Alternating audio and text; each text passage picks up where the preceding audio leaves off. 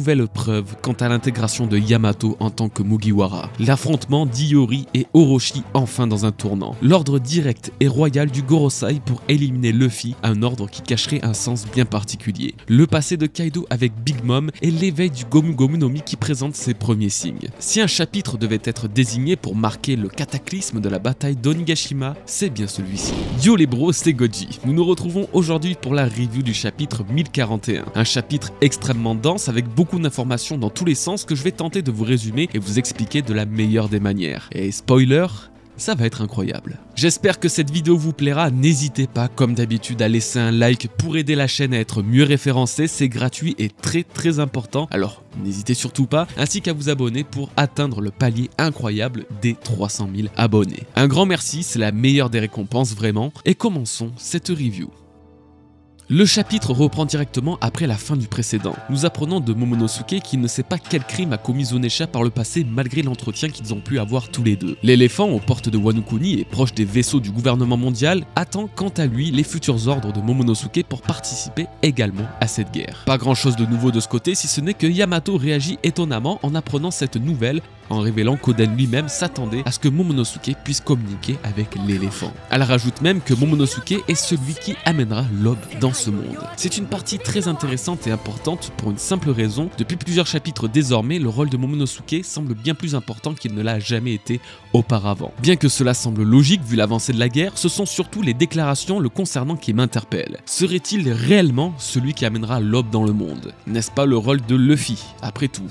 La mythologie de One Piece veut que tous les hommes s'apprêtant à changer l'histoire du monde ont ce qui semble être un passé antique, en étant des descendants de grands personnages ou des réincarnations de divinités. Luffy, le héros de cette histoire, celui qui accomplira ce que les autres ne pourront faire, semble partager une partie de son destin avec Momonosuke. En effet, que ce soit par Oden dans son carnet ou par Yamato, le digne héritier des Kozuki est sous-entendu comme étant l'une des plus importantes figures du monde et du changement qui va se dérouler dans l'histoire. Et si Oden et Yamato pensent que Momonosuke est la réincarnation de Joy Boy. Pour nous, ça ne fait presque aucun doute qu'il s'agit de Luffy, mais pour eux, j'ai cette impression que c'est Momonosuke qui libérera le monde. Dire de lui qu'il apportera l'aube, c'est sous-entendre qu'il mettra fin au règne du gouvernement et à la terreur qu'ils ont imposée. C'est peut-être pour cette raison qu'Oden a écrit dans son carnet que Momonosuke ne doit pas mourir et sous aucun prétexte, car durant son voyage et à travers sa lecture des poneglyphes, il aurait découvert qu'un pouvoir spécial sommeille en lui. Yamato le répète aujourd'hui, vous pouvez parler à l'éléphant, tout comme Oden s'y attendait. Vous êtes celui qui amènera ce monde à son aube. Le rapport de Momonosuke et Zunesha semble être déterminant dans la libération du monde, et nous apprenions justement à la fin du chapitre précédent que l'éléphant et Joy Boy étaient liés par le passé. Donc est-ce que Oden pense de Momonosuke qu'il sera Joy Boy, tout comme Roger pensait que son fils serait celui qui trouvera le One Piece après lui? Est-ce que Momonosuke est la réincarnation d'une autre entité, totalement différente de Joy Boy? Est-ce que Momonosuke est une arme antique capable de contrôler Zunesha, tels les Shirahoshi avec les rois des mers? Oda n'a donné que très peu d'indices autour du fils Kozuki, comme s'il préparait quelque chose de très spécial pour ce personnage et qu'il souhaite protéger de tout son âme la moindre information pouvant trahir le futur de son histoire. Pour clore cette première partie entre Momonosuke et Yamato, c'est cette dernière qui va désormais nous intéresser puisque nous apprenons une très grande nouvelle de la bouche de l'héritier Kozuki. Oden a déchiré la page la plus importante de son carnet, celle mentionnant l'île finale, Laftel, et ce qu'ils ont vu,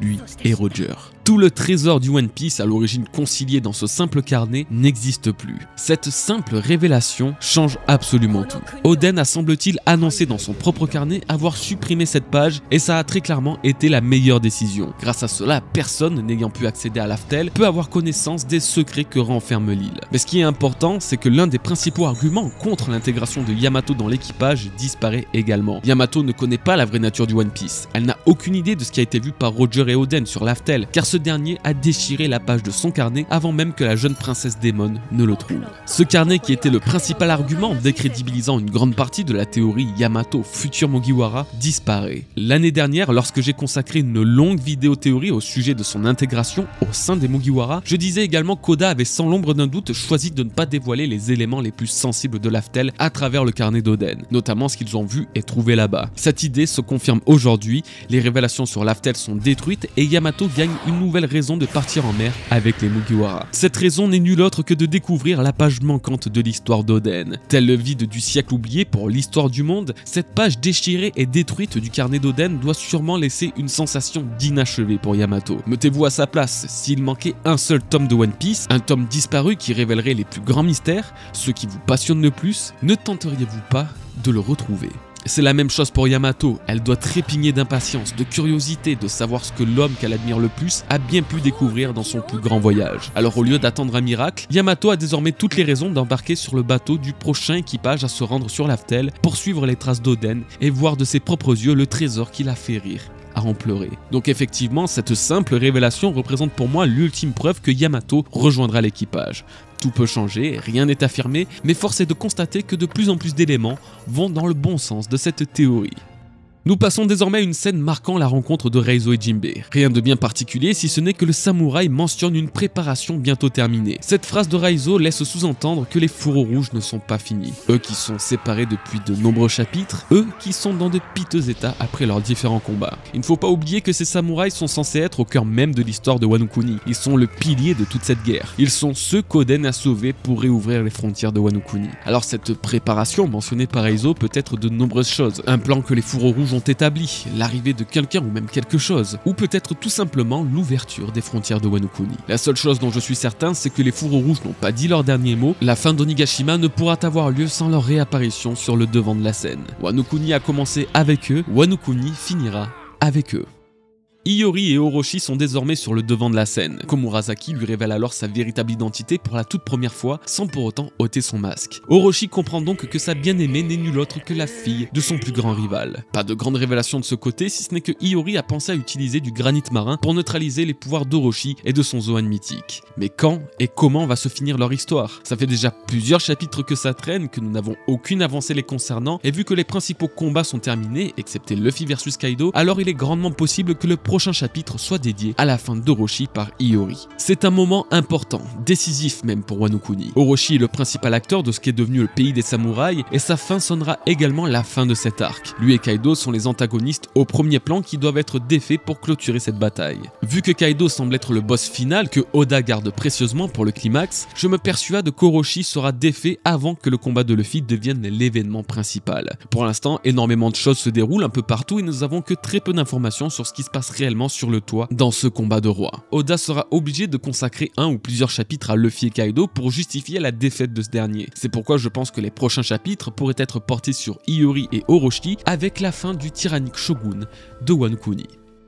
Bien plus intéressant que les deux précédentes parties, le CP0 nous gratifie d'une scène des plus mystérieuses concernant Luffy. Tout d'abord, Izo est parvenu à se débarrasser d'un des hommes du CP0. Maha. Bien que ce soit pas le boss du groupe, c'est une véritable prouesse de la part du pirate, surtout après le combat d'enfer qu'il a mené contre Kaido. Alors que le boss s'apprête à continuer sa mission, qui est, je le rappelle, capturer Nico Robin, il reçoit un nouvel ordre direct du Gorosei lui-même. Cet ordre n'est nul autre que d'éliminer Luffy sur le champ. C'est un véritable choc. La marine et le gouvernement mondial, eux qui aiment tant profiter de la capture d'un pirate notoire pour l'exécuter publiquement et montrer au monde leur suprématie, décident de tuer Luffy. Là, maintenant, sans réellement tirer profit d'une quelconque gloire. Pourquoi un tel ordre? Qu'est-ce qui a bien pu changer en l'espace de quelques minutes dans le monde pour changer d'ordre et de cible si radicalement? Pour tenter de comprendre, j'ai repris les chapitres à partir du moment où Lucci a ordonné la capture de Robin. C'est aussi à ce moment que le Gorosei a plus ou moins commencé à intervenir dans les chapitres. Au chapitre 1028, Lucci, qui semble donc être celui en communication directe avec le Gorosei et le boss du CP0, ordonne la capture de Wano Kuni et de Nico Robin. Au chapitre 1037, nous voyons le Gorosei directement sur Marie-Joise qui se persuade de la réussite de la capture de Nico Robin et qui tient un nouveau discours. Il est temps de procéder à l'élimination. Entre temps, les navires du gouvernement découvrent Zunesha, ce qui coupe la discussion du Gorosei pour reprendre juste après, mentionnant un fruit du démon légendaire ayant passé des siècles sans s'éveiller qui a été rebaptisé par le gouvernement pour cacher son véritable nom. Aujourd'hui au chapitre 1041, le boss du CP0 reçoit encore un nouvel ordre du Gorosei qui est cette fois-ci d'éliminer Luffy immédiatement malgré la difficulté de s'interposer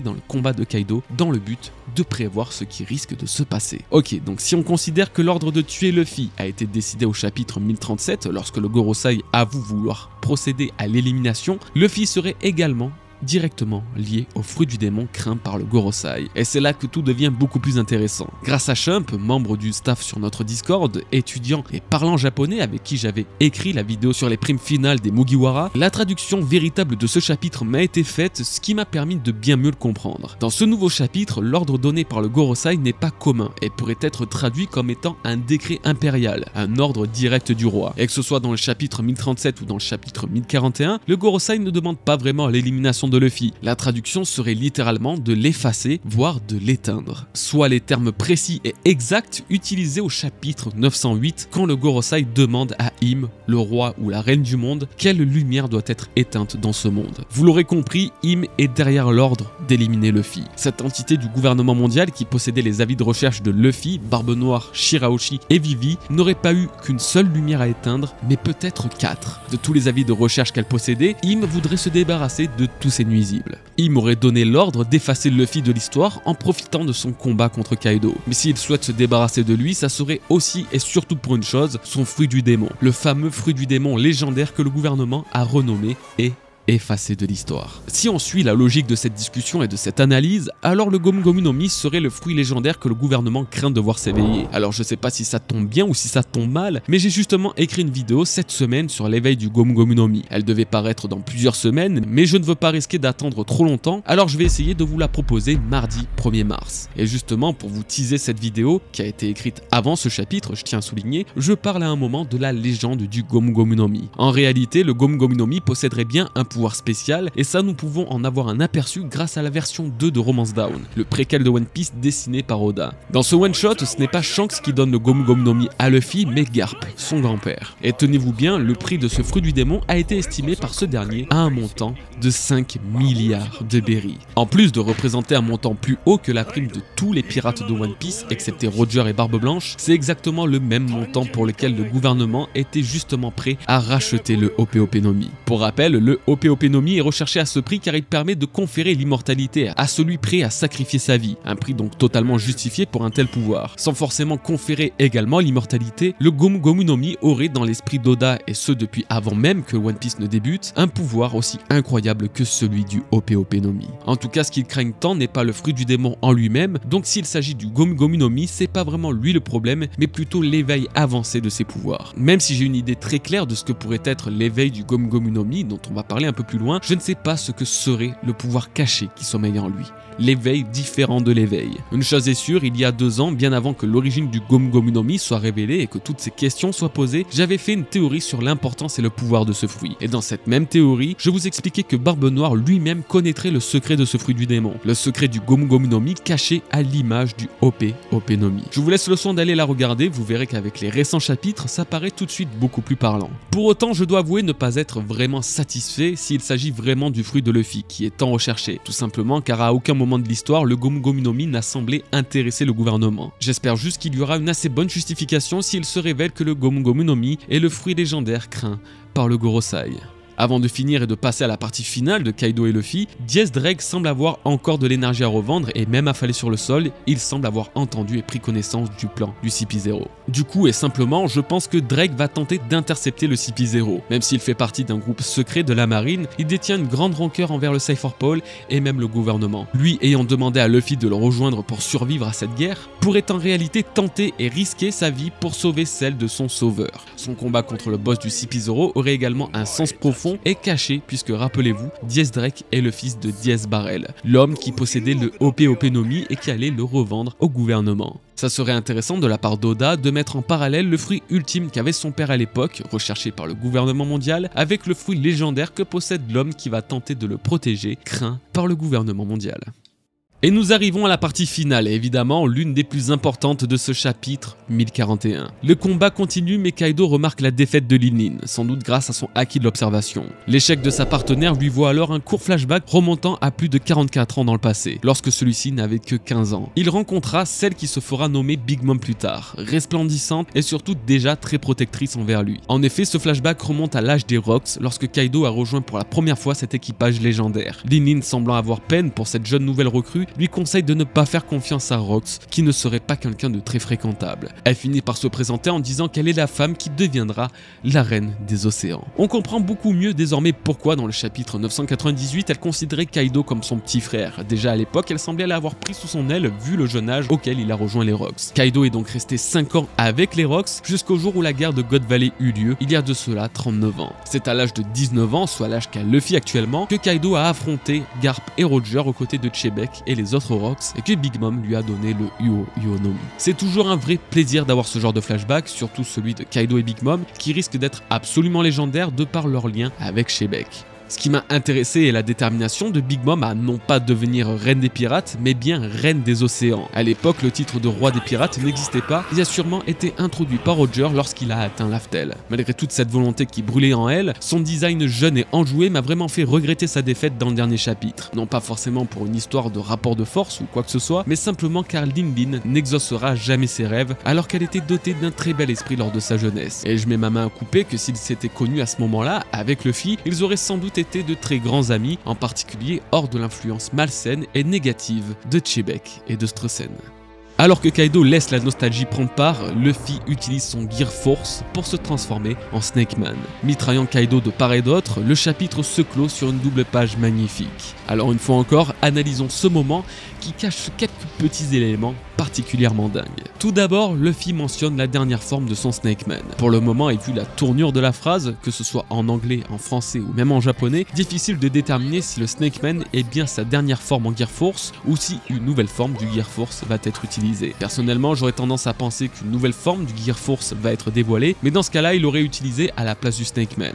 Donc le Snake Man est possiblement la forme ultime de ce gear et c'est ce qu'il tente d'utiliser pour vaincre Kaido. Évidemment, et une fois encore, personnellement, je pense qu'il cache quelque chose d'autre et que le Snake Man ne sera pas suffisant. C'est pourquoi on en vient à la deuxième remarque que j'ai à faire sur cette dernière page. Luffy utilise une nouvelle attaque en Snake Man, le Gomu Gomu no Hydra. Très certainement tiré du nom de la créature mythologique grecque et de ses multiples têtes, cette technique assène tellement de coups à Kaido que lui-même se pose la question d'où ces coups proviennent-ils.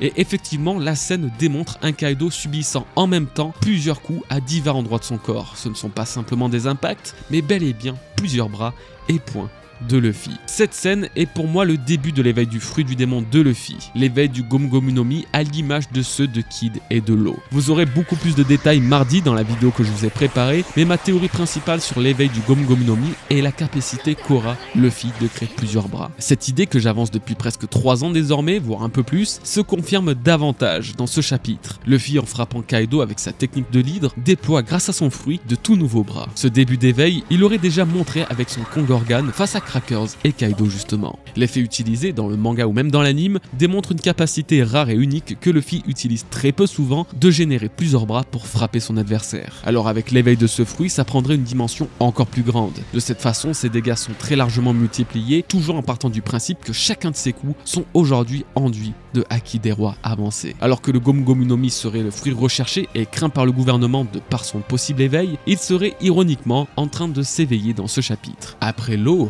après Kid, il est difficile d'imaginer que Luffy, notre génie du combat et qui va devoir dépasser ses limites pour vaincre Kaido, le fasse sans éveiller son fruit du démon. Ce chapitre 1041 a très largement fait avancer l'intrigue d'Onigashima qui, on le sent, atteint son apogée. Oda nous réserve certes encore un bon nombre de surprises, c'est indéniable, mais force est de constater qu'on arrive dans la meilleure partie de cet arc.